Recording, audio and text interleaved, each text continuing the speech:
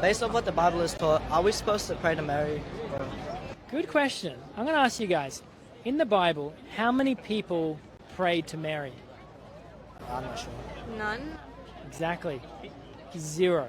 You'd think if praying to Mary is something we should do, you'd expect the apostles to be encouraging it.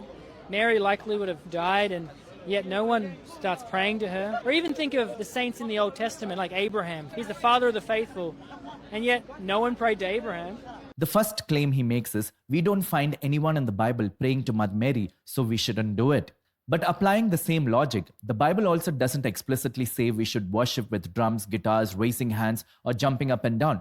Yet that's totally fine for Protestants to do. Prayer is like a special walkie-talkie between us and God. We get to speak to him in prayer. And so when we decide to say, no, I'm going to abuse prayer and direct it toward not God but to someone else, God's like, how dare you? I made this as the means of communication between me and you, and you're now directing it towards someone else? And he's actually offended. It is a sin. Does that make sense? Yeah.